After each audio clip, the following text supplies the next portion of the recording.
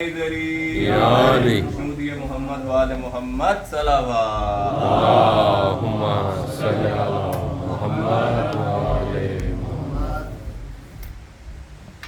رحم الله من قرأ الفاتحة.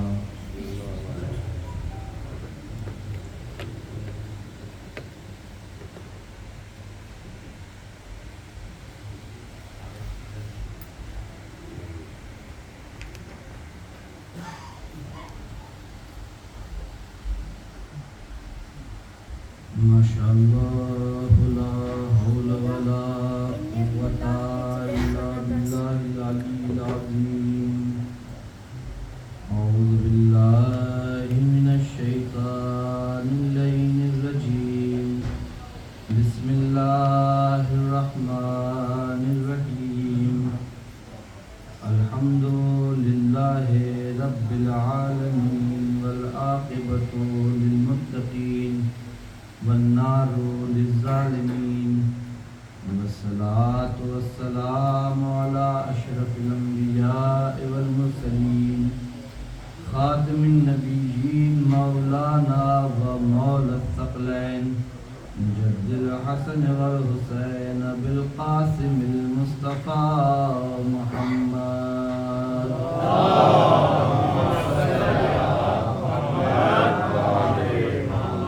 ثم الصلاة والسلام على يعصوب الدين أمير المؤمنين علي بن أبي طالب وآله الطيبين الطاهرين المعصومين المظلومين ولعنة الله على أعدائهم أجمعين من يومنا هذا إلى قيام يوم الدين. أما بعد فقد قال الله تعالى في القرآن المجيد بسم الله الرحمن الرحيم وما خلقت الجن والإنس إلا ليعبدون. صلوات محمد اللهم صل على محمد وآل محمد. پروردگار عالم کا شکر ہے کہ اس نے اتنی زندگی عطا فرمائی کہ ہم ایام امام حسین علیہ السلام کو درک کر سکیں. مقام شکر ہے ہر آنے والے کے لیے، ہر پڑھنے والے کے لیے، ہر انتظام کرنے والے کے لیے کہ جب تک صاحب عزا اجازت نہ دے کوئی نہ ان کی بارگاہ میں کچھ کہہ سکتا ہے، نہ کوئی کچھ سن سکتا ہے. یہ صاحب عزا کا کرم ہے کہ اس نے ہمیں اتنی توفیق دی کہ ہم اس فرش کی برکتوں سے مستفیض ہو سکیں. تمام تعریفیں اس پروردگار کے لیے ہے کہ جس نے ہمیں ایسے فرش پر بیٹھنا نصیب فرمایا کہ جس فرش پر آنے کے لیے ملائکہ حسرت رکھتے ہوں. یہ خطابت کے جملے نہیں ہیں بلکہ حقیقت ہے. روایات کی روشنی میں یہ بات ذمہ داری سے عرض کر رہا ہوں کہ ملائکہ حسرت رکھتے ہیں اس فرش پر پہنچ جائے کہ جہاں پر ذکر امام حسین ہو رہا ہو. تو یہ کوئی معمولی مقام نہیں ہے کہ جہاں پر ہم اور آپ بیٹھے ہوئے ہیں. ہماری مثال اس مچھلی کی طرح ہے کہ جب تک وہ مچھلی پانی میں ہوتی ہے اسے پانی کی برکتوں کا اور عظمتوں کا احساس نہیں ہوتا، مگر جب اسے پانی سے نکال لیا جاتا ہے تب اسے یہ معلوم ہوتا ہے کہ یہ پانی کتنی عظیم نعمت تھا اس کے لیے. ہماری مثال بالکل اسی مچھلی کی طرح ہے.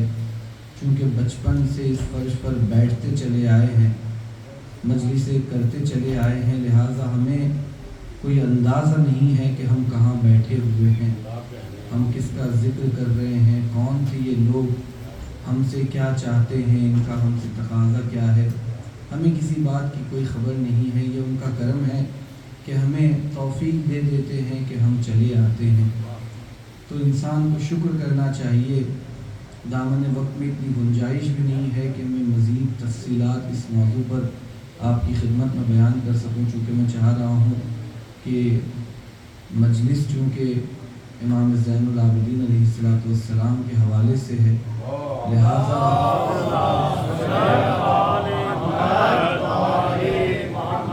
لہٰذا گفتگو بھی امام پر ہو، اور خصوصاً موضوع عبادت پر گفتگو کرنا چاہ رہا ہوں کہ جس سے ہم اور آپ عبادت سمجھتے ہیں، کیا تقاضا پروردگار عالم کا ہم سے وہی ہے جو ہم عبادت سمجھ رہے ہیں، یا پروردگار عالم قرآن مجید میں جو آیت کریمہ میں نے آپ کی خدمت میں بیان کی ہے اس سے جو عبادت ہم سے چاہتا ہے وہ کچھ اور ہے۔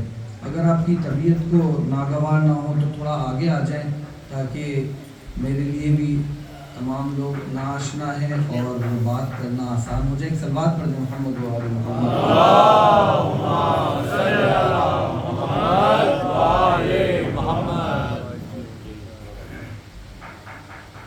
ایک اور صلوات پڑھ دیں محمد۔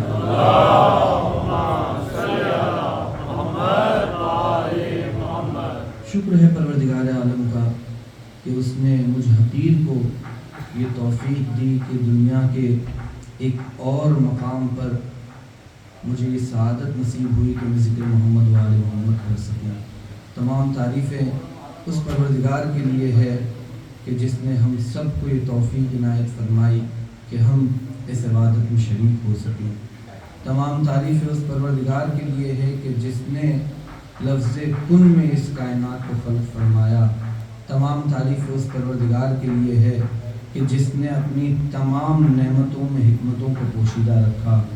کیا کہنا اس پروردگار کا کہ جس نے اس زمین کے فرش کو بنایا تو ایسا بنایا کہ چلنے والا چلتے ہوئے اس میں دھس نہ جائے۔ اس زمین کے فرش کو اگر نرم بنایا تو ایسا بنایا کہ چلنے والا چلتے ہوئے اس میں دھس نہ جائے، اور اسی زمین کو اگر سخت بنایا تو ایسا بنایا کہ بار شبنم برداشت نہ کرنے والا معمولی سا پودا بھی اس کے سینے کو چاک کرتا ہوا اس کی حکمت کی گواہی۔ کیا کہنا اس پروردگار کا جس نے اپنی تمام نعمتوں میں حکمتوں کو پوشیدہ رکھا۔ کیا کہنا اس پروردگار کا جس نے کروڑوں نقشے بنائے مگر ایک کو ایک میں ملنے نہ دیا۔ اس نے کروڑوں چہرے بنائے مگر ایک کو ایک میں ملنے نہ دیا۔ نہ انداز سے انداز ملا، نہ گفتار سے گفتار ملی، نہ سیرت سے سیرت ملی، نہ صورت سے صورت ملی، نہ تکلم سے تکلم ملا، نہ تبسم سے تبسم ملا، نہ انداز سے انداز ملا۔ اب کوئی یہ نہ کہے کہ یہ بنانے والے کی مجبوری تھی کہ جب قلم چلا ایک نیا نقشہ، ایک نئی تصویر سامنے آئی، اس نے آواز دی کہ میں مجبور نہیں مختار ہوں، میں کروڑوں بناؤں گا مگر ایک کو ایک میں ملنے نہ دوں گا، اور جب ملاؤں گا تو 12 ایسے ملاؤں گا کہ نہ انداز سے انداز میں فرق آئے گا، نہ گفتار سے گفتار میں فرق آئے گا، نہ تبسم سے تبسم میں فرق آئے گا، نہ تکلم سے تکلم میں فرق آئے گا، نہ انداز سے انداز میں فرق آئے گا۔ وہ چلیں گے تو بشان محمد، وہ اٹھیں گے تو بشان محمد، وہ بیٹھیں گے تو بشان محمد، وہ لیٹیں گے تو بشان محمد۔ یہی وجہ ہے کہ اسی سلسلے محمدیت کے 5ویں کو جب جابر نے نابینا ہونے کے باوجود آتا ہوا محسوس کیا تو کہاں محمد آ رہے ہیں۔ بچوں کریں، اسی سلسلے کے 5ویں کو جابر نے جبکہ نابینا ہے، دیکھ نہیں سکتے، مگر آتا ہوا محسوس کیا تو کہاں محمد آ رہے ہیں۔ اور اسی سلسلے کے پہلے کو جب کفار نے چادر کے اندر لیٹا ہوا دیکھا جبکہ دیکھ نہیں پا رہے تھے، کہاں محمد لیٹے ہوئے ہیں۔ یہ گھرانہ وہ گھرانہ ہے۔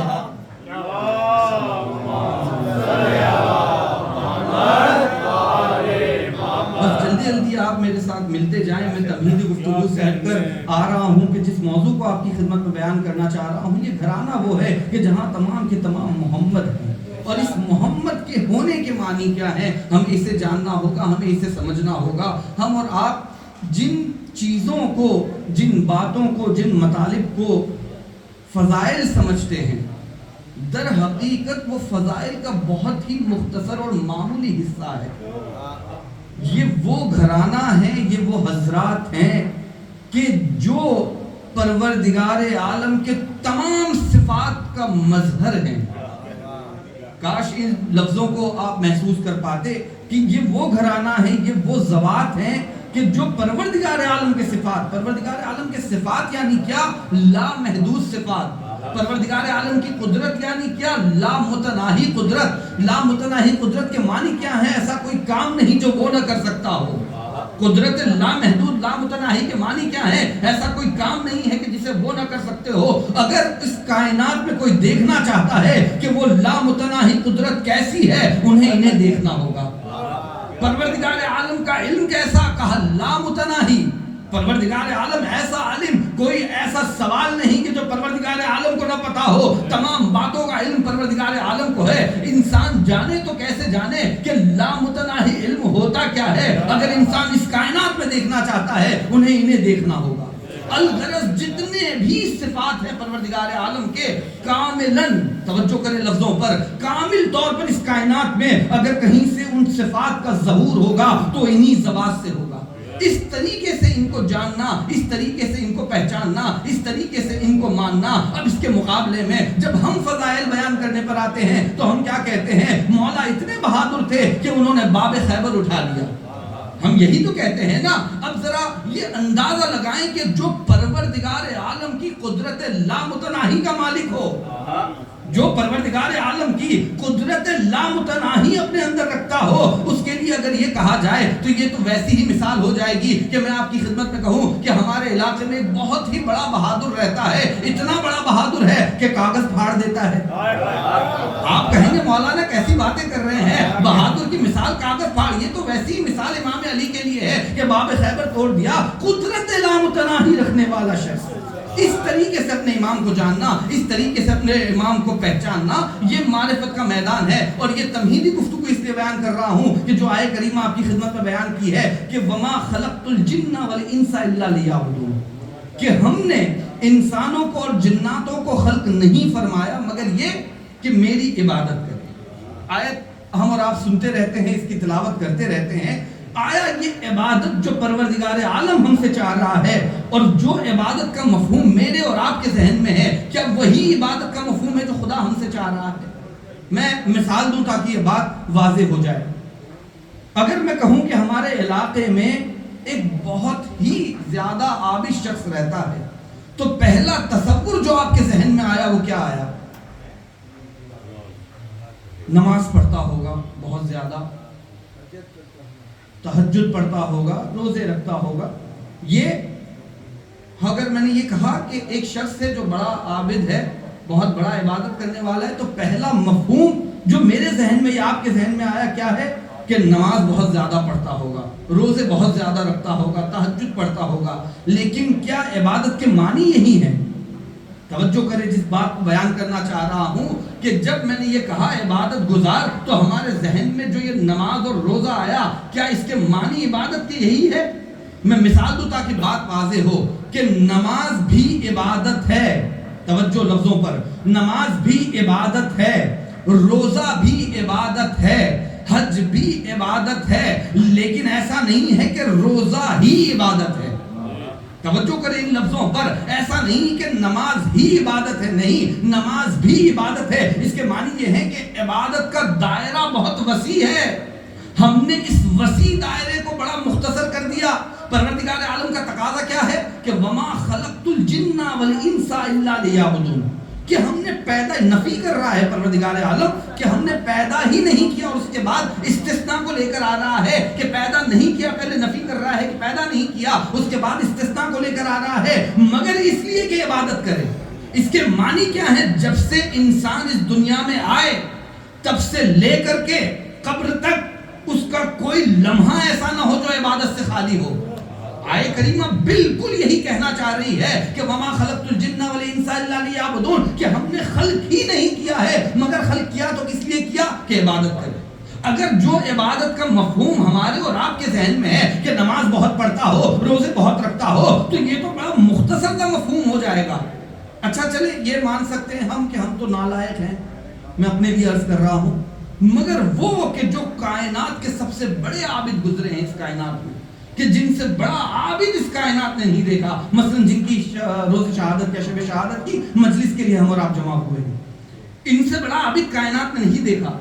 अगर हम इनकी जिंदगी में भी देखते हैं तो ऐसा नहीं है कि ये 24 घंटे नमाज पढ़ते हों या पूरा साल रोजा रख रहे हों या हज इन्होंने अपनी जिंदगी में हर साल हज किया हो, ऐसा नहीं है। तो फिर जो सबसे बड़े आबिद हैं उनके यहाँ पर ये नहीं दिखाई देता। इसके मानी ये है कि इबादत का मफहूम जो मैंने और आपने समझा था वो कुछ और है और खुदा का तकाजा हमसे कुछ और है या नहीं? क्योंकि परवरदिगार आलम कह रहा है कि कोई और मकसद ही नहीं है तुम्हारी खिलकत का मगर ये कि तुम इबादत करो। अच्छा, मैं मिसाल दूं ताकि ये बात और वाज़ेह हो। ये माइक की खिलकत की हुई, जबकि खिलकत का लफ्ज़ इसके लिए सही नहीं है, लेकिन फिर भी एक तसामों के लिए अर्ज कर रहा हूं कि आपका जहन आमादा हो। ये माइक क्यों बना? आवाज को लाउड करे, ठीक, इसके लिए इसको बनाया गया। कितनी देर लाउड करे? कहा जब तक ये रोशन है इसका काम ये है कि ये लाउड रहे। अगर ये बिल फर्ज 1 घंटे की मजलिस में 10 मिनट लाउड हो और 50 मिनट जो है ये लाउड ना हो तो आप क्या कहेंगे? बेकार है, खराब है। क्यों? क्योंकि जहन इस बात को मान चुका है जो चीज जिस चीज के लिए बनाई गई हो उसे उस काम को अंजाम देना है। तवज्जो करें, जो चीज जिस चीज के लिए बनाई गई है, जिस मकसद के लिए बनाई गई है, अगर वो चीज उस काम को अंजाम नहीं दे रही है तो अक्ल इस बात की शहादत देती है कि वो चीज बेकार है, वो चीज किसी काम की नहीं है। परवरदिगार कह रहा है कि हमने तुम्हें सिर्फ और सिर्फ इबादत के लिए खल्क किया है। सिर्फ और यानी इसके मानी ये है कि हमारी जिंदगी का बहुत मुख्तसर सा हिस्सा 24 घंटों में शायद आधा घंटा ऐसा होगा कि जो इबादत में होगा, बहुत ज्यादा गुजर गया तो 1 घंटा होगा, और उसके बाद का सारा हिस्सा जो है वो क्या होगा? बिल्कुल उसी तरीके से जिस तरह माइक अगर लाउड ना करे आवाज को और हम कहेंगे कि बेकार है, वही बात हम पर भी लागू होगी कि हमारी जिंदगी भी बेहुदा है, बेकार है, कि जो अपने हदफ से हटके काम कर रही है। आप देखिए अगर इस मजलिस में पूरी 1 घंटे की मजलिस में 2 मिनट के लिए अगर ये साउंड बंद हो जाए, अपनी आवाज़, अभी मसलन जब खुतबा शुरू हुआ इसकी आवाज़ थोड़ी लो थी, सबकी नज़र कहाँ आई? मसलन जहाँ सिस्टम रखा है। क्यों? चूँकि अक्ल महसूस करती है इस बात को कि जो चीज़ जिस काम के लिए बनाई गई है उसे उस काम को करना चाहिए। अगर ये मान रही है हर अक्ल, तो फिर हम और आप क्या कर रहे हैं? हमें करना क्या था? परवरदिगार कह रहा है हमने खल्क ही नहीं किया मगर ये कि वो इबादत करे। मगर हमारी ज़िंदगी क्या है? 24 घंटे में से कुछ लम्हे इबादत के, बाकी सारा इबादत से बाहर। इसके मानी क्या हुए? बेहुदा। और ये क्यों हुआ? क्योंकि हमने, तवज्जो इस जुमले पर, क्योंकि हमने इबादत के एक वसी मफहूम को कि जो अपने अंदर ये सलाहियत रखता था कि तमाम चीजों को शामिल करे, हमने क्या किया? कुछ चीजों को इबादत समझा। हमने क्या किया? जो इबादत का एक वसी मफहूम था, उस वसी मफहूम में से क्या किया? एक जुज को लिया और समझा यही इबादत है, जबकि ऐसा नहीं था। अगर इंसान जरा सी तवज्जो करता तो जो रसूल ये फरमा के गए हैं कि नमाज इबादत है, जो इमाम ये फरमा के गए हैं कि रोजा इबादत है, जो पैगंबर ये फरमा के गए हैं कि जिहाद का सवाब बहुत ज्यादा है, उसी पैगंबर ने ये भी फरमाया था कि अपने अहलो अयाल के लिए रिज़्क़ हलाल कमाना जिहाद से ज्यादा सवाब लगता है। जो पैगंबर, जो इमाम ये फरमा रहे थे कि नमाज पढ़ना सवाब है, उस इमाम ने ये भी फरमाया था कि वालिदैन की तरफ मोहब्बत की निगाह करके देखना ये भी सवाब रखता है। जो इमाम दूसरी फुरुआत को बयान कर रहे थे कि ये सवाब है, ये इबादत है, उस इमाम ने ये भी फरमाया था कि रात में वुजू करके सोओगे तो पूरी रात इबादत में बसर होगी। ये क्या है? अगर इंसान इस ज़ाविये से इबादत को सोचता तो फिर इंसान की जिंदगी का कोई लम्हा ऐसा नहीं हो सकता जो इबादत परवरदिगार से खाली हो। एक लम्हा इंसान की जिंदगी का ऐसा गुजर ही नहीं सकता कि वो इबादत परवरदिगार से खाली हो। मसलन खाना खाना, पानी पीना, ये मुबाह काम है, न सवाब रखता है न अजाब है, इस पर एक मुबाह काम है। इंसान को भूख लगी, उसने खाना खा लिया है या नहीं? न सवाब है न इस पे कोई सजा मिलेगी, मगर एक इंसान चाहे तो इसी को इबादत बना सकता है। जब पानी पिए इमाम के कातिलों को याद करके लानत भेज दे, यही पानी पीना उसके लिए सवाब हो जाएगा। जब खाना खाए लुक़मे को उठाए, ये सोचे कि इसको खाने के बाद बाजुओं में इतनी कुव्वत आ जाएगी कि कुछ देर और इमाम हुसैन का मातम करूंगा, यही खाना उसके लिए सवाब हो जाएगा। अलगरज अपनी जिंदगी के हर लम्हे को इंसान चाहे तो इबादत करार दे सकता है। अपनी दुकान पर बैठा हो, जॉब कर रहा हो, जो कुछ कर रहा हो, अपने काम करने के साथ साथ दिल में ये भी हो कि कब मेरा मौला ज़हूर फरमाएगा, ये इंतजार करना भी इबादत है।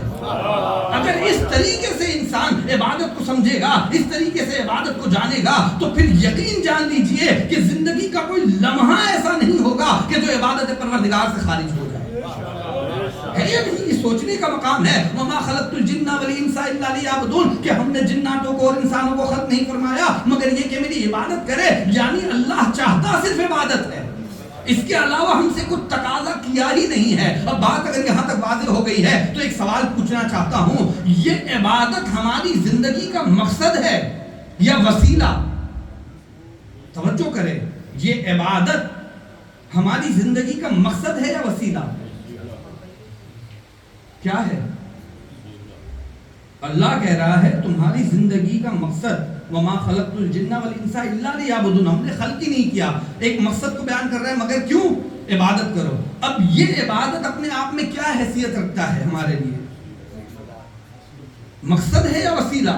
हर ज़हन समझता है मसलन ये मकसद है हमारा, लेकिन इंसान जरा सी तवज्जो करे तो उसे एहसास होगा कि ये मकसद नहीं बल्कि वसीला है। और क्यों कह रहा हूं ये बात कि वसीला है? क्योंकि हर इबादत के लिए एक बुनियादी शर्त है जिसका नाम है नियत। है या नहीं? हर इबादत के लिए एक बुनियादी शर्त क्या है? नियत। क्या होती है? इस काम को अंजाम देता हूं क्यों? कुर्बतन इलल्लाह, अल्लाह से करीब होने के लिए। तो जरा सा इंसान तवज्जो करे कि जो शय खुद किसी और चीज की तरफ पहुंचाने के लिए इस्तेमाल की जा रही हो, जो चीज खुद किसी और मकसद को हासिल करने के लिए अंजाम दी जा रही हो, वो हमारी जिंदगी का मकसद नहीं हो सकता, बल्कि ये एक वसीला है। और वो वसीला क्या है? कहां तक ले जाएगा? कहा कुर्बतन इलल्लाह, अल्लाह तक ले जाएगा। ये जितनी भी इबादतें हैं उसके लिए जरूरी है ये कुर्बतन इलल्लाह बाकी रहे। आप मालूम करें, फुक़हा से मालूम करें कि अगर बिलफर्ज मैं नमाज पढ़ रहा हूँ और नमाज पढ़ते हुए रुकू में मुझे एहसास हो जाए कि कुछ लोग बैठे हुए हैं और मेरे जिक्र को सुन रहे हैं, और उनको सुनाने के लिए एक मर्तबा मैं जोर से सुबहान रब्बियल अज़ीम व बिहम्दे कह दूं, एक मर्तबा उनको सुनाने के लिए, आप फुक़हा से फतवा मालूम करें, उसकी ये नमाज बातिल है। नमाज उसकी बातिल है, और ये बातिल खिताबत वाली बातिल नहीं, शरअन बातिल है। मसलन अगर सुबह की नमाज पढ़ रहा था और सुबह की नमाज में उसने सजदे में उसने एक मर्तबा जोर से किसी को सुनाने के लिए कह दिया सुबहान रब्बियल आला व बिहम्दे, फुक़हा बयान करते हैं उसकी नमाज बातिल है। कोई कहे नमाज पढ़ तो रहा है, कहा लाख पढ़ता रहे, लेकिन जो शर्त थी कुर्बतन इलल्लाह वो खत्म हो गई।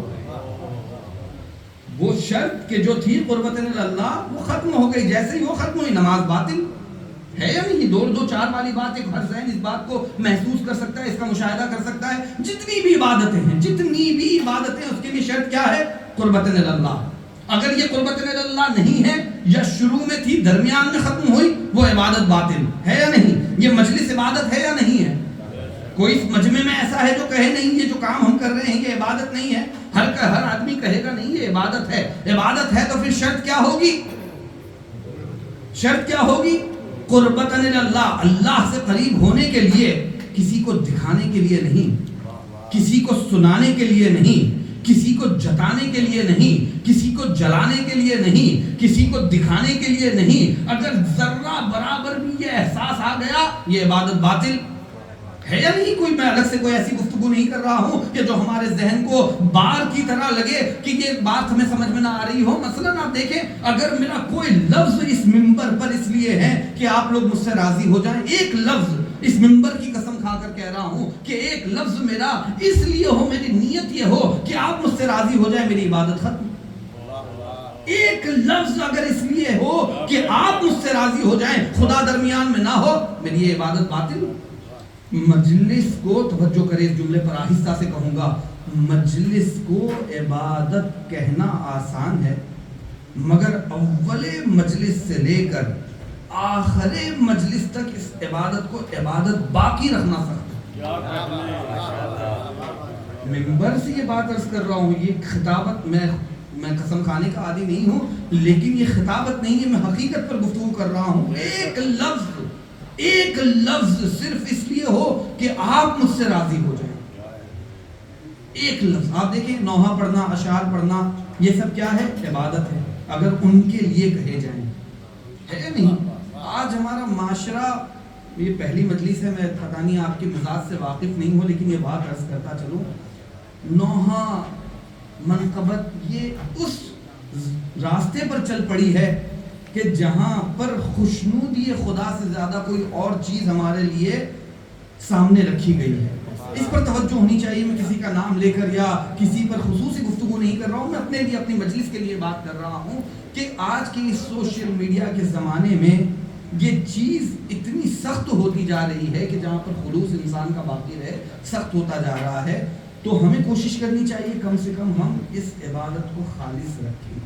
आप एक बात अर्ज करते हुए मैं अपने अगली गुफ्तगू पर जाता हूँ। आप देखें कि इंसान जब भी इस फर्श पर कदम रखे ना, इबादत है, तो इबादत के लिए ज़रूरी है कि पाक होकर आए। पाक होना सिर्फ ज़ाहिरी एतबार से नहीं बल्कि बातिनी एतबार से। ज़ाहिरी एतबार से जब आए वज़ू करके आए, चूँकि मलाइका और अम्बिया की हम नशीनी चाहिए तो बावज़ू होकर बैठा, ठीक, सबसे पहली बात। दूसरी चीज़ कि जब इस फर्श पर कदम रखे तो वो तमाम बातें, वो तमाम चीज़ें कि जिसका ताल्लुक इस फर्श से नहीं है, इस फर्श से बाहर रख कर आए। वो तमाम बातें, वो तमाम चीज़ें कि जिसका ताल्लुक अज़ाए इमाम हुसैन अलैहिस्सलाम से नहीं है, इस फर्श के बाहर। मसलन वो जितना हसद, वो जितनी गीबत, वो जितनी खुद पसंदी, वो जितनी शोहरत, वो जितना जो कुछ है जिसका ताल्लुक इस फर्श से मुताबिकत नहीं रखता, खुदा हाफिज वस्सलाम। आप देखें, जिस इमाम की रोज़े शहादत है, रिवायत में है कि वैसे इमाम का हर कलाम जो होता है बहुत संजीदा गुफ्तगू होती है, लेकिन कुछ वक्त ऐसे होते हैं कि जो उस बात को और ज़्यादा हमारे लिए जिसे कहा जाए कि हमें आमादा हो जाना चाहिए या डरना चाहिए, क्योंकि उस मकाम पे कही गई है। इमाम बाक़र से जब वसीयत कर रहे थे कौन से आलम में कि मौत करीब है, बहुत करीब है, ऐसे वक्त में वसीयत कर रहे हैं मौला, और उस वसीयत में इमाम बाक़र से किसे याद कर रहे हैं? ए बेटा बाक़र, मेरे शियों को मेरा ये पैगाम देना है। अब अगर ऐसे वक्त में कोई गुफ्तगू हो रही हो तो आप उसकी संजीदगी को महसूस करें। मैंने बयान किया कि इमाम का हर कलाम बहुत संजीदा होता है, उसके अंदर बहुत से रुमूज़, बहुत से राज पोशीदा होते हैं, मगर ऐसे आलम में अगर इमाम अपने शियों को याद करके कोई बात कह रहे हैं, इसका मतलब हमारी तवज्जो दिलाई जा रही है, खबरदार इससे गाफिल ना होना। क्या कह रहे हैं इमाम? फरमाते हैं कि बेटा मेरे शियों से कहना कि 3 लोगों से राबता बरकरार न करे, उनसे दोस्ती ना करे, उनसे ताल्लुक ना रखे। कौन? का फासिक व फाजिर। पहला, जो फासिक व फाजिर हो उनसे दोस्ती ना करना, इमाम का पैगाम उनके शियों को। दूसरा, बखील, जो कंजूस है, इमाम कह रहे उसके साथ दोस्ती ना रखना। तीसरा, बहुत अहम, कि जो शख्स कते रहम कर चुका हो अपने घर वालों के साथ, जिसका उसके घर वालों के साथ राबता ठीक ना हो, खूनी रिश्ता जिनके साथ कहा जाता है, जिनके लिए ताकीद है कि इनके साथ सिले रहम करो। इमाम कहते हैं अगर कोई कते रहम कर चुका है, बेटा बाक़िर मेरे शियों से कहना कि ऐसे शख्स से दोस्ती ना करें। कितना अहम होगा ये पैगाम। और अगर खुदा न खास्ता मेरे अंदर, हम में से किसी में अगर ये बात पाई जाती है, तो इस मजलिस के बाद ये हक बनता है इस इमाम का, जिसकी मजलिस में हम और आप बैठे हुए हैं, कि हम जिनसे भी हमने कते ताल्लुक़ किया है उससे बात करें, उससे मुलाकात करने जाए। अगर यहाँ नहीं रहता, फ़ोन करें कि जो भी मेरे दिल में था आज से मैं भुला रहा हूँ, चूँकि मेरे सामने इमाम की ये हदीस आ गई।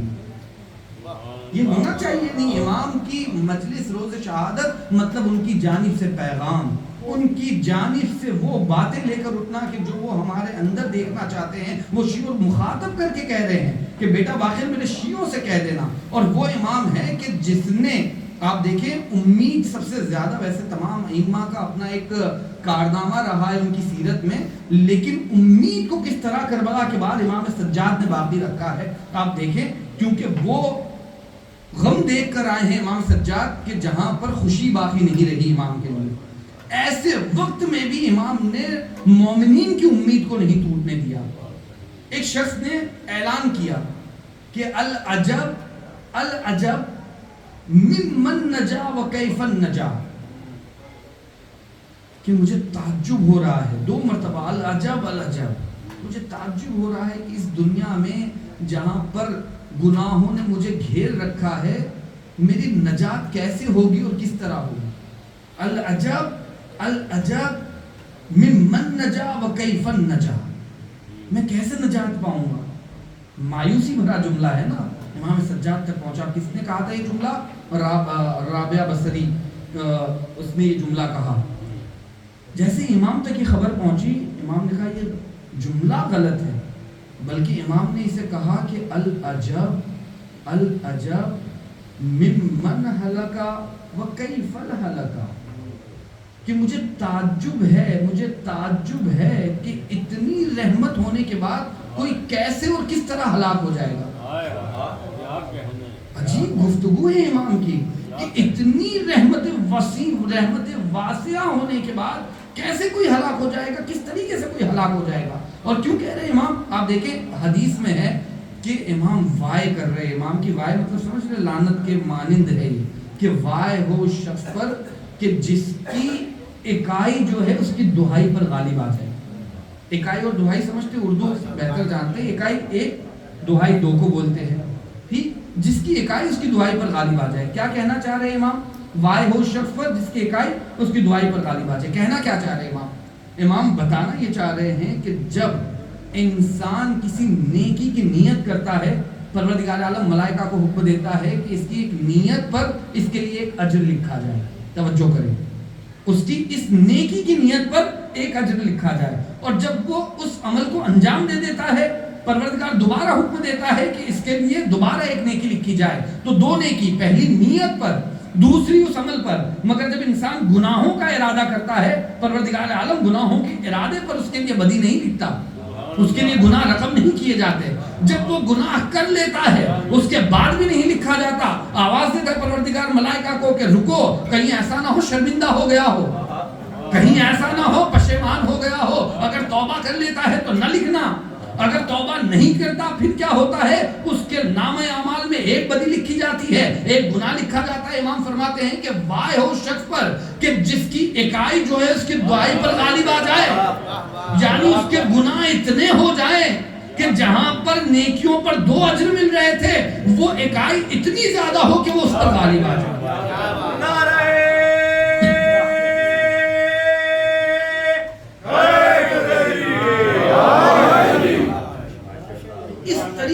امام چاہ رہے ہیں اپنے چاہنے والوں کو دیکھنا، اس طریقے سے امام چاہ رہے ہیں کہ ان کا چاہنے والا اس طریقے سے زندگی گزارے کہ مایوس نہ ہو۔ کربلا کا داغ دیکھنے کے بعد وہ امام چاہ رہا ہے کہ ہم فلاح پا جائے، ہم کامیاب ہو جائے۔ اب یہ ہماری نالائقی ہو سکتی ہے کہ ایسے امام کے جملات کے بعد، اور ایسی امام کے جس نے ہمیں دعاؤں کا وہ تحفہ دیا، کون سی کتاب؟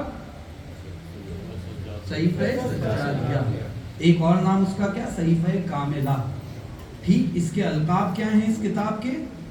زبور آل محمد، انجیل اہل بیت، یہ سارے لقب ہے اس کتاب کے۔ اور یہ 7 صحیفے تھے، پہلا صحیفہ، دوسرا صحیفہ، تیسرا صحیفہ۔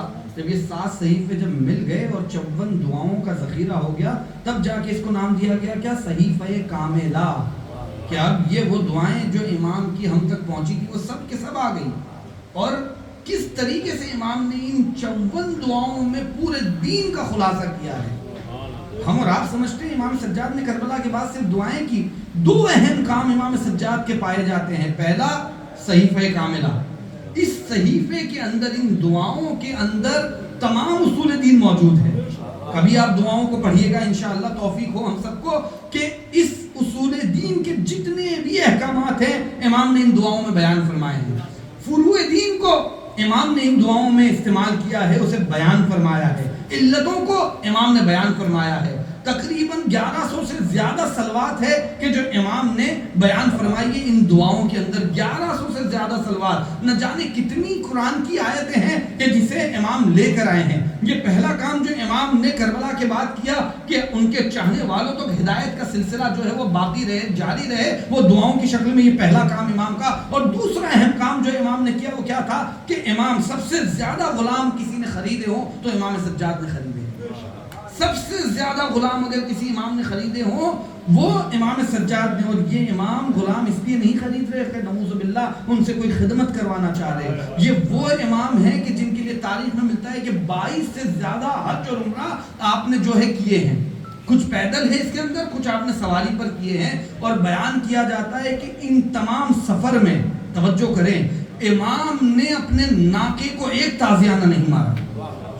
ایک تازیانہ آپ دیکھیں کہ مدینے سے مکے کا سفر اور دوبارہ مکے سے مدینہ آنا, حج بیت اللہ کے لیے جانا کتنے فرسخ کا راستہ ہے آپ جانتے. جو لوگ گئے ہیں پروردگار عالم جو نہیں گئے ان کو مشرف فرمائے امام سجاد کے صدقے میں. آپ دیکھیں کہ کتنا فاصلہ ہے. اگر سواری آہستہ چل رہی ہے امام مار نہیں رہے ہیں کہ وہ تیز چلنے لگے. ایسا امام غلام کو اپنی خدمت کے لیے نہیں خرید سکتا کہ جو ناقے کو تازیانہ نہ مار رہا ہوگا. پھر خرید کیوں رہے ہیں؟ اگر آپ سیرت کو پڑھیں گے امام سجاد کی تو آپ کو احساس ہوگا امام ان غلاموں کو خریدتے ہیں اور ان کو تعلیمات دے رہے ہیں, معارف بیان کر رہے ہیں, دین بتا رہے ہیں, مذہب بتا رہے ہیں. اور جب وہ اس قابل ہو جاتا ہے کہ مذہب کو جان لیتا ہے, معارف کو سمجھ لیتا ہے, دین کو سیکھ لیتا ہے, امام راہ خدا میں آزاد کر دیتے ہیں. یہ دین تلواروں کے بلبوتے پر نہیں پھیلا. اور یہ جتنا بھی جغرافیکلی انسان دیکھتا ہے کہ فلاں کے دور میں مسلمان یہاں تک پہنچ گئے, اسلام یہاں تک پہنچا, اسلام پھیلا ہے لیکن وہ اسلام مائنس اہل بیت ہے.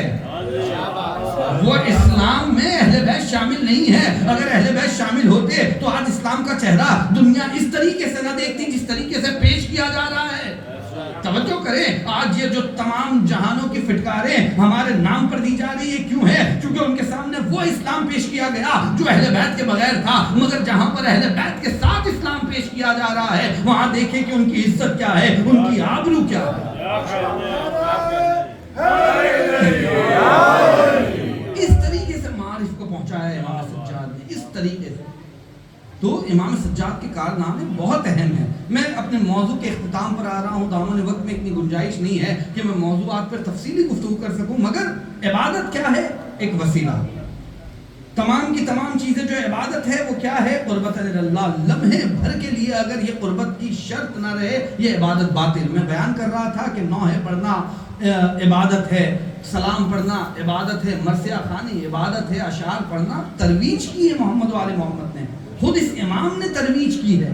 آپ دیکھیں کوئی آ گیا گھر پہ, مولا ہمارے گھر شادی ہے, آ جائیں, کام نہیں, اہل بیت کی کوئی خوشی باقی نہیں رہی کربلا کے بعد. وہ شخص چلا گیا, کچھ دیر بعد آیا, کہا مولا آپ کے بابا کا ذکر رکھا ہے.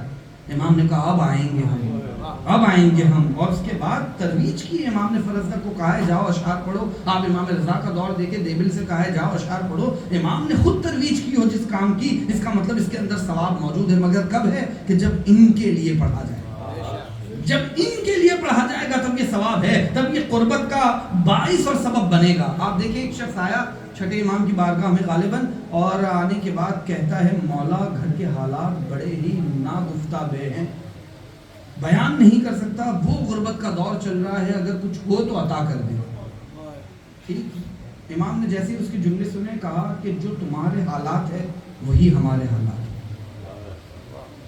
اب اس نے کہا جب مولا کی ہی حالات ہے تو میں اپنی غربت کا نوحہ کیا پڑھوں. بیٹھ گیا خاموشی سے. ایک شخص آیا کچھ دیر کے بعد, کہتا ہے مولا آپ کی شان میں قصیدہ لکھا ہے. امام نے کہا بسم اللہ. اس نے قصیدہ پڑھا. قصیدہ جیسے ہی تمام ہوا امام نے غلام سے کہا جاؤ فلاں جگہ پر ایک تھیلی رکھی ہے, لے آؤ, 10,000 درہم. 10,000 درہم. اس نے کہا مولا ایک اور قصیدہ کہا ہے. مولا نے کہا بسم اللہ سنائے بھائی. اس نے قصیدہ سنایا. مولا نے دوبارہ غلام سے کہا جاؤ اس جگہ پر تھیلی رکھی ہے, لے آؤ, دو. 20,000 درہم. کہتا ہے مولا ایک اور قصیدہ کہا ہے میں نے. کوئی مجھ جیسا ہوتا پوری رات سناتا رہتا, چاہے بحر میں ہوتا, وسط میں ہوتا, نہ ہوتا, اور امام سے بہتر کون دے سکتا ہے. اس نے تیسرا قصیدہ سنایا پڑھ کر. امام قصیدہ ختم ہوا, غلام سے کہا جاؤ لے آؤ 30,000 درہم. جب یہ 3 थैलियाँ रखी गई, उसने उठाया और कहा मौला इसलिए नहीं कहे थे, मौला इसलिए नहीं कहे थे, दिल चाहता था कि ये कसीदा आपकी खिदमत में पेश करूं, आपके लबों पे मुस्कुराहट आ जाए, आपके लबों पे मुस्कुराहट आ गए, आपके लबों पे मुस्कुराहट आ गई, मेरा मुद्दा पूरा हो गया, मौला ये आपकी अमानत, खुदा हाफिज़, अस्सलाम, चला गया। मौला ने गुलाम को बुलाया, कहा जाओ रख दो। अब जो ये पहले से बैठा हुआ था कि जब आया था मौला ने कहा कुछ नहीं है, उसके दिल में ख्याल आया, सवाल पैदा हुआ, अब रूहानी तबीब भी तो यही है, इलाज भी तो इन्हीं को करना है। जब दिल में ख्याल आया इनसे बेहतर कौन इलाज करेगा, ये तो वो हैं जो दिलों के हाल को जानते हैं। जैसे ही ज़हन में सवाल आया, इमाम ने कहा यही सोच रहे हो ना कि अभी हमने कहा था नहीं है, कुछ कहा नहीं। कहता है चलो, गुलाम को लिया, उस जगह पर लेकर गए कि जहाँ पर उसने थैली उठाई थी। अब जो पहुँचे वहाँ पे कुछ नहीं रखा था, वहाँ पर कुछ नहीं रखा था। गुलाम भी खड़ा हुआ मुस्कुरा रहा है, चूँकि मारिफत रखता है। इमाम ने एक जुमला कहा कि जब हमने कहा था नहीं है तो नहीं था, जब हमने कहा कि नहीं है तो नहीं था, और जब हमने कह दिया कि है तो ना हो तो वजूद में आना पड़ेगा। ज़बान के साथ दिल बोला, अली मौला, अली मौला, अली मौला। तो क्यों है ये सारी चीजें कि उनके लिए कहे जाएं। अशआर सवाब है उनके लिए, नौहा सवाब है उनके लिए, किसी के लिए नहीं। मैं एक और बात अर्ज करते हुए आखिरी मरहले पर आ रहा हूँ। देखें, 3 रुकन जब जमा होते हैं तब जाकर एक मजलिस वजूद में आती है। 3 रुकन बहुत अहम रुकन। पहला वाला क्या, मेरे लिए कि पढ़ने वाला वो पढ़े जो वो चाहते हैं, पढ़ने वाला वो पढ़े। आप क्या चाहते हो मुझे कोई गरज नहीं होनी चाहिए, हर आने वाले को आपसे कोई गरज नहीं होनी चाहिए, वो करे जो वो चाहते हैं, वो पढ़े जो वो चाहते हैं। दूसरा काम आपके लिए, सुनने वाला वो सुने जो उनकी बातें हों, सुनने वाला वो सुने जैसा वो चाहते हैं, है दूसरा मरहला। तीसरा मरहला, बानी मजलिस, मजलिस वैसे बरगुजार करे जैसा वो चाहते हैं। इसलिए नहीं कि मेरी नियाज की बातें हों, मेरे तबर्रुक के चर्चे हों, मैंने कैसे खतीब को बुलाया इसकी बातें हो, मैंने फला नौहा खान को बुला दिया, ये तमाम लोग साल भर याद करेंगे फला, नहीं, ये नहीं। बल्कि इमाम जैसा चाहते थे वैसा। क्या ऐसे को बुलाया था कि जिसने मेंबर के आदाब को पूरा किया? क्या ऐसे को बुलाया था जिसने वो पढ़ा जो वो चाहते थे? क्या ऐसे को बुलाया था जिसने कुरान और हदीस की बातें की हो, या वो अपने दिल की रिवायात पढ़ रहा था? ये सब किसकी जिम्मेदारी है? बानी मजलिस की। जाकिर और खतीब की जिम्मेदारी क्या है? वो पढ़े जो उनके इरशादात है, जो उनके बयानात है। और क्यों ये अर्ज कर रहा हूँ, आप देखें कि जब इमाम सज्जाद अलैहिस्सलातु वस्सलाम दरबार में थे, जब आप दरबार में हैं, यजीद के दरबार में, शाम में जब दरबार में थे, जब वो खुतबे दिए जा रहे थे और यजीद की तारीफ हो रही थी और बातें की जा रही थी, इमाम ने क्या कहा? क्या इजाजत है कि मैं भी मिंबर नहीं कहा, बल्कि कहा इन लकड़ियों के जीनों पर, इन लकड़ियों के जीनों पर मैं जाऊं और मैं वो बातें करूं कि जो अल्लाह और उसके रसूल की खुशनुदी का सबब हो। यानी मकसद मिंबर को बता रहे हैं कि तुम जो कर रहे हो ये अल्लाह की खुशनुदी के लिए नहीं है, ये किसी की खुशनुदी के लिए है। मैं वो बातें बयान करूंगा जो अल्लाह और उसके रसूल की खुशनुदी का सबब हो। तो ये पैगाम किसने दिया? इमाम सज्जाद ने दिया है। और ये बानी मजलिस भी हैं, 2 हजरात, जनाब ज़ैनब सलामुल्लाह अलैहा और हजरत इमाम सज्जाद अलैहिस्सलाम बानी मजलिस हैं, जिन्होंने इस फर्श को बिछाने के अहकाम हमें बताए हैं। खुदारा फरामोश न करें कि उनका मकसद इस फर्श के जरिए से क्या था। अपनी अना, अपनी चीजें, अपनी पसंद सबको बालाए ताक रखें, वो करे जैसा वो चाहते हैं, वैसे करे जैसा इन्होंने किया है। 35 साल तक मजलिस किए इमाम सज्जाद ने, 35 साल तक इमाम सज्जाद ने मजलिसें किए। इंसान को चाहिए वो सीरत उठाए, देखे और देखे कि इमाम सज्जाद किस तरह से मजलिस करते थे। हमारी जिम्मेदारी है कि हम उस तरीके से मजलिस करें जैसे इमाम सज्जाद कर रहे थे। ये चूंकि हमारे यहाँ का माहौल और दस्तूर है, मैं गलत नहीं कहता, हमारा कल्चर, हमारा फरहंग है। मसलन एक अच्छी बात आपको हमारी लगी, आपने दाद दे दी, नारे लगा दी, अच्छी चीज़ है, हमारा कल्चर है। लेकिन आप तसव्वुर करें कि इमाम वक्त यहाँ पर हो, ठीक, और वो एक हदीस इरशाद फरमाए, किसमें जुर्रत होगी नीचे से कहे वाह वाह क्या हदीस इरशाद फरमा रहे हैं मौला। یہ ہمارا ماحول تھا، ایک ہمارا کلچر تھا، ہم نے اس کو لے لیا، لیکن ہم جتنا ان چیزوں پہ خیال کریں گے اس کی روحانیت سے ہم دور ہوتے چلے جائیں گے۔ آئیں، مجلس ایک سنجیدہ کام ہے، ایک سنجیدہ موضوع ہے جس پر آ کر ہمیں کام کرنا ہے، اپنے آپ کو ہمیں نکھارنا ہے۔ ہر مجلس کے بعد انسان کو چاہیے جائے اور سوچے کہ آج جو کر آیا ہوں اس کے بعد میرے اندر کوئی تبدیلی آئی ہے یا نہیں ہے۔ جائے، ہر انسان میں اپنے لیے عرض کر رہا ہوں، ہر مجلس کے بعد انسان جائے سوچے آج ذکر کر کے آیا ہوں، میرے اندر کوئی تبدیلی آئی؟ اگر نہیں آئی روئے، گڑ گڑائے، مولا سے توسل کرے، مولا آپ کا ذکر سن کے آیا پھر بھی تبدیلی نہیں ہے۔ ہونا چاہیے، ہر انسان کو اپنے مولا سے رابطہ کرنا چاہیے۔ الغرض انشاءاللہ میں آئندہ 2 مجالس جو ہیں گھروں میں انشاءاللہ اس پر مزید گفتگو کروں گا، لیکن یہ عبادت وسیلہ، تو پھر ہماری زندگی کا مقصد کیا ہے؟ اگر یہ عبادت بھی وسیلہ ہے تو مقصد کیا ہے؟ مقصد ایک ہی چیز ہے، وہ ہے اپنے پروردگار کو پہچاننا۔ حدیث قدسی نے ارشاد فرمایا کنزو کنزم مخفیہ، کہ میں ایک چھپا ہوا خزانہ تھا، میں نے چاہا کہ میں پہچانا جاؤں، لہٰذا میں نے ایک مخلوق کو خلق فرمایا۔ ٹھیک، کیوں خلق فرمایا؟ تاکہ میں پہچانا جاؤں۔ اب سرکار سید الشہداء ایک مجمع میں کھڑے ہوئے اور آپ نے ارشاد فرمایا کہ ما خلق اللہ العباد، کہ پروردگار، وہی لہجہ جو قرآن مجید کا ہے وما خلقت الجن والانس والا، کہ ما خلق اللہ العباد، کہ پروردگار عالم نے اپنے بندوں کو خلق ہی نہیں فرمایا مگر کیوں؟ الا لیعرفوہ، مگر یہ کہ اسے پہچانے۔ توجہ کریں، امام کے جملے ہیں، مگر یہ کہ اسے پہچانے۔ اب اس کے بعد کا جملہ بہت اہم ہے، فَإِذَا عَرَفُوهُ، اور جب اسے پہچان لے گا عبدوہ، پھر اس کی عبادت کرے گا۔ توجہ کرے، یعنی عبادت کا مرحلہ بعد میں ہے، اس سے پہلے جو مرحلہ ہے کیا ہے؟ اسے پہچاننا۔ فَإِذَا عَرَفُوهُ عَبَدُوهُ، اب جب اس کو پہچانے گا تو اس کے نتیجے میں کیا کرے گا؟ اس کی عبادت کرے گا۔ فَإِذَا عَبَدُوهُ، اور جب عبادت کرے گا تو اس کا نتیجہ کیا ہوگا؟ اس کا نتیجہ یہ ہوگا کہ ما سوى اللہ کی عبادت سے بے نیاز ہو جائے گا۔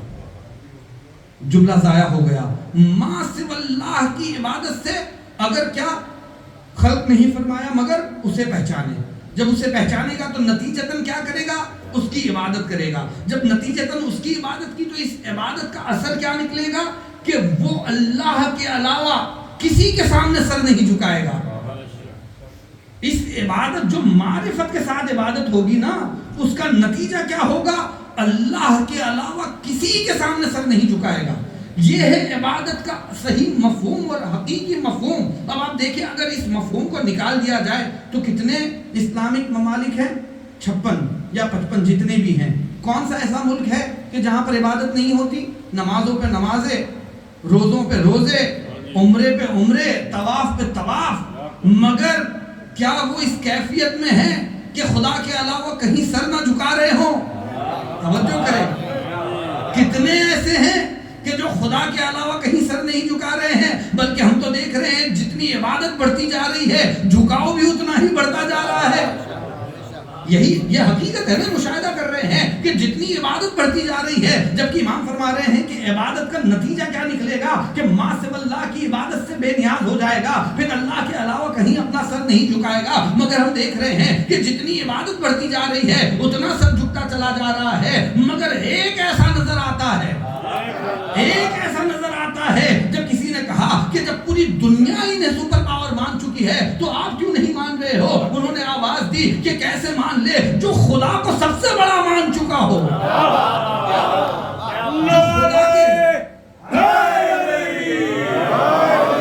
خدا کے سامنے سر کو جھکا چکا ہو، وہ کائنات کی کسی بڑی طاقت کے سامنے۔ اور یہ درس کہاں سے ملے گا؟ کربلا، یہ درس کربلا سے ملے گا۔ الغرض عزیزو، کوشش کریں امام سجاد کی زندگی کو سمجھیں۔ 35 برس تقریباً امام کی زندگی رہی کربلا کے بعد، ایک طویل عرصہ ہے 35 برس۔ ایک شخص امام کی شہادت کے بعد امام کے گھر گیا اور گھر جانے کے بعد جب کنیز نے دروازہ کھولا تو پوچھتا ہے میں یہ جاننا چاہتا ہوں کہ کربلا کے بعد امام نے کیسے زندگی گزاری. 2 جملوں میں کنیز نے مصائب کی انتہا کر دی. کہتی ہے جب کبھی میں نے دسترخوان بچھایا 35 برس مسلسل یہ عمل.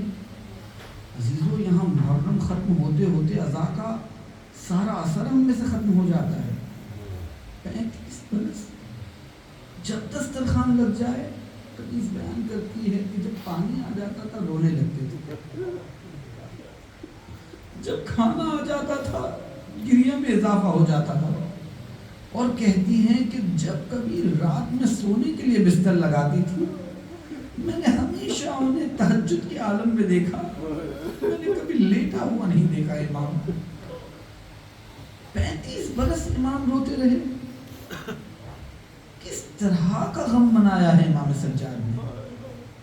عزیزو آپ دیکھیں پروردگار عالم کا جو امتحان کا طریقہ ہے ہر امام کے لیے, ہر معصوم کے لیے, جیسی اس معصوم کی طبیعت تھی نا امام نے امتحان بھی اسی طرح کا لیا. شہزادی کون ہے؟ آپ کی طبیعت کیا تھی؟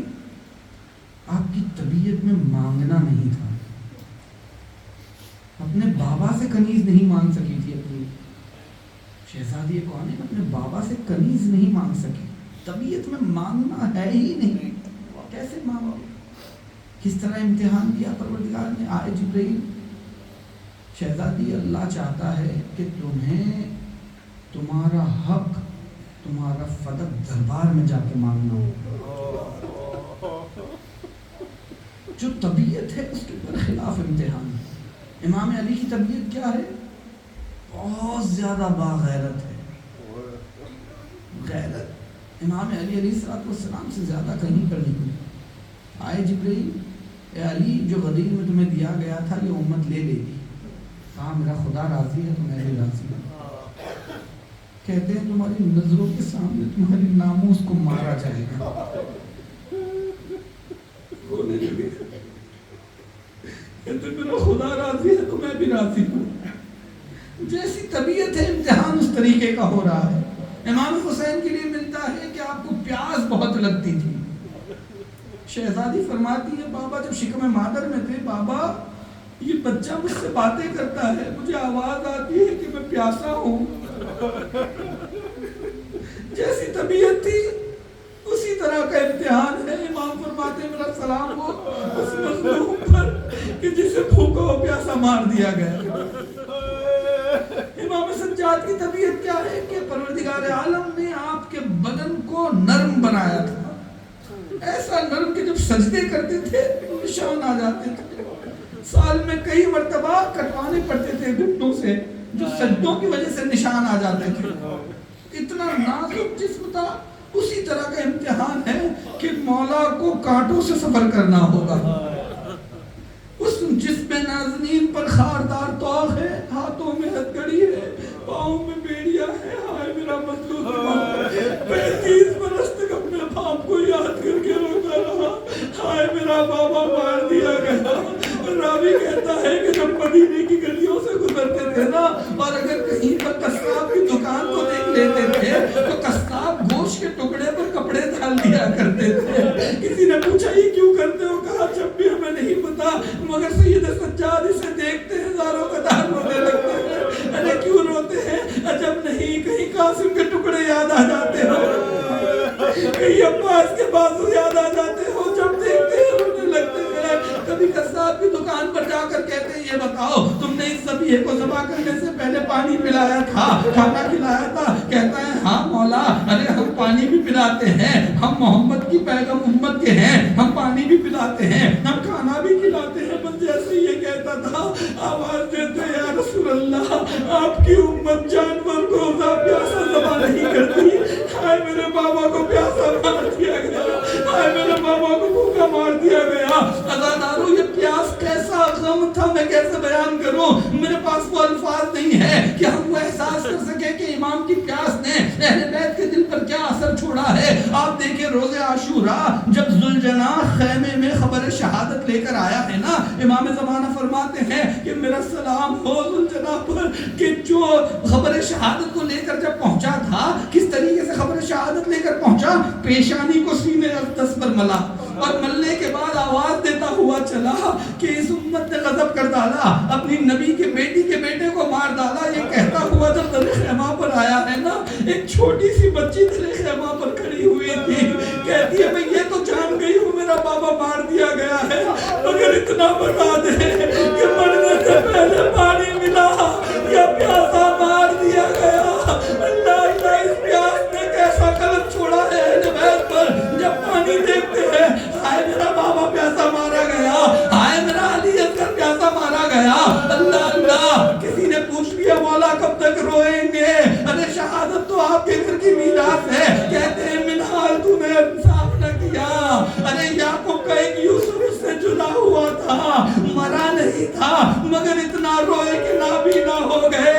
ارے ہماری نظروں کے سامنے 18 یوسف مار دیے گئے، اے منحال تم نے انصاف نہ کیا۔ کہتا ہے مولا کب تک روئیں گے؟ شہادت تو میراث ہے۔ کہتے ہیں شہادت میراث ہے، مگر کیا یہ بھی ہمارے گھروں کی میراث ہے کہ ہماری ماؤں کو اور پھوپھیوں کو سر پر رہنا کوفے کے بازار میں لے جایا جائے، کوفے کے دربار میں لے جایا جائے، کبھی شام کے دربار میں لے جایا جائے۔ آزاداروں کیسی مصیبت تھی، جب بھی یاد کرتے تھے آواز دیتے تھے الشام الشام الشام۔ ارے کیسی مصیبت آ گئی تھی اس شام میں۔ کوئی امام کے دل سے پوچھے 7 چیزوں کو رقم کیا ہے، کہتے ہیں کہ اس بازار میں اس مقام سے لے جایا گیا کہ جہاں پر چھتوں پر لوگ جلتی ہوئی لکڑیاں لے کر کھڑے ہوئے تھے۔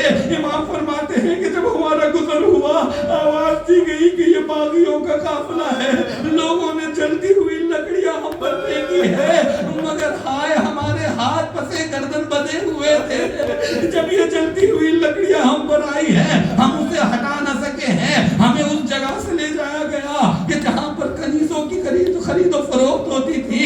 یہ وہ مقام تھا کہ جہاں پر سیدانیاں کھڑی ہوئی کسی نے آنے کے بعد ارے بچی کو کنیزی میں طلب کر لیا۔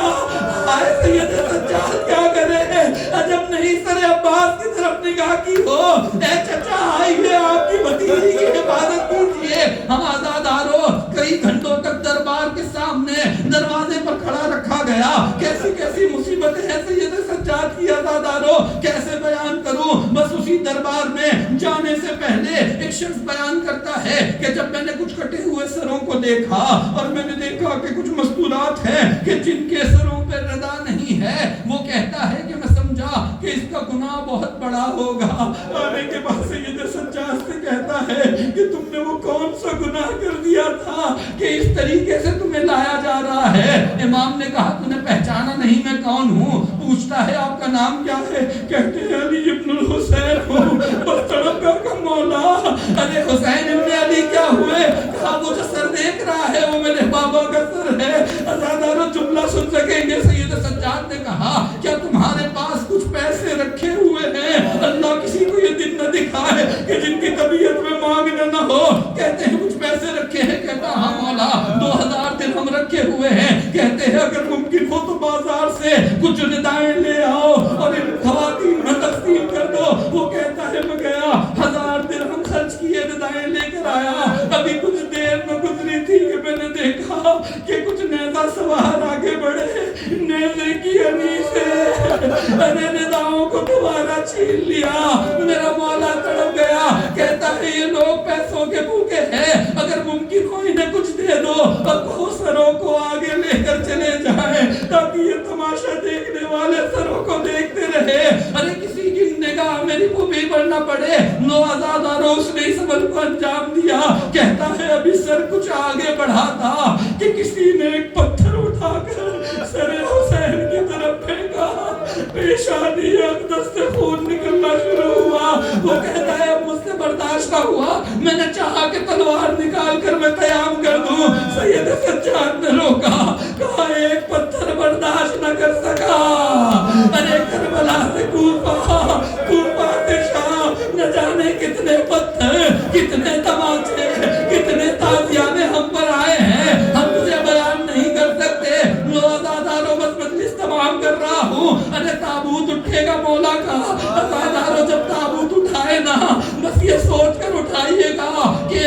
زخمی مولا کا تابوت ہے، ایک زخمی امام کا تابوت ہے، آہستہ اٹھانا کہیں ایسا نہ ہو ارے کوئی زخم دوبارہ تازہ ہو جائے۔ لو وصیتیں کی باقر سے، ایک مرتبہ کہتے ہیں باقر کربلا میں تھے نا، ذرا کربلا کی رودار سناؤ۔ باقر نے مصیبت پڑھنا شروع کی کہ علی اکبر ایسے مارے گئے، عباس ایسے شہید ہوئے، علی اصغر کو ایسے تیر لگا۔ بس انہی تمام مصیبتوں میں باقر نے آواز دی بابا ارے میں نے دیکھا کہ زینب کے سر سے ندا چھین لی گئی۔